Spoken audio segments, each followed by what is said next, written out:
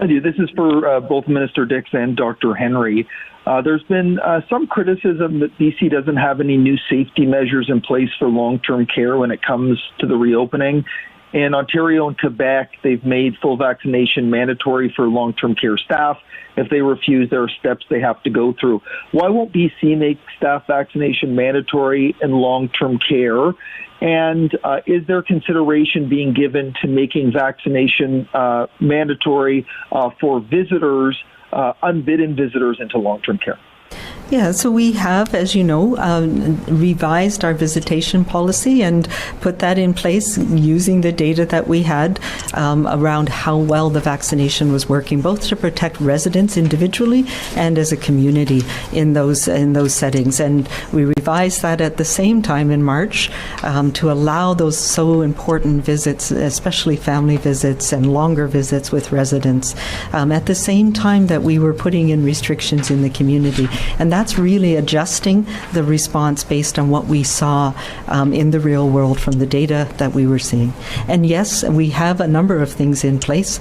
As we have learned how effective the vaccine is, both on an individual level, but also how it affects facilities and the rates of transmission in facilities. As you know, we have had a few outbreaks in long-term care homes. And there's been a couple where it spread quite rapidly, despite most residents being immunized and most staff. So yes, we are revising that. We're looking at the policy. We have still in place a single site order, and as part of moving forward into the next phase of this, we will be looking at how do we ensure that everybody in these most highly vulnerable settings are immunized with 2 doses as much as possible. So those are things that we're working on currently. And yes, it's incredibly important, and it continues to be incredibly important that we do that immunization in long-term care for everybody who's going into a long-term care home is critical.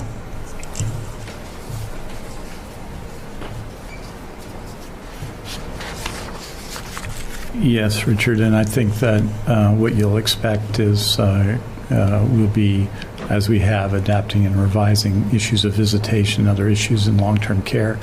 You'll recall that at the time we brought in the circuit breaker on March 29th, 4 days earlier. We actually relaxed very significantly visitation in long-term care.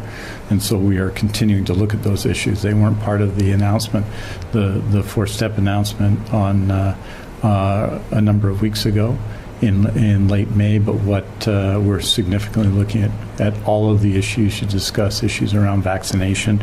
And I would say that 33,219 residents have received their first dose in long-term care, and 28,703 residents their second dose. 41,486 long-term care staff their first dose, 27,755 their second dose. So we're looking at all of those questions, including further revisions to visitation. The long-term care issue, we were at a different place, and I think the changes that were made in visitation on March 25th were the right time to make those changes, the safe time to make those changes, and the impact of those on the quality of life in long-term care have been profound. And we're going to continue to revise and adapt to ensure to increase, we hope, access and the openness of long-term care so that people can engage in the social activity that's particularly important in long-term care, and at the same time continue to revise measures to keep everybody safe. So you'll be seeing action on that soon. It's not, as it wasn't in March, it's not directly related to the phased easing of restrictions that we saw starting at the end of May, and which we're considering in terms of a new step now. Final thing I'd say is this, that the measures that are in place are the measures that are in place. And I think that British Columbians support a step-by-step approach.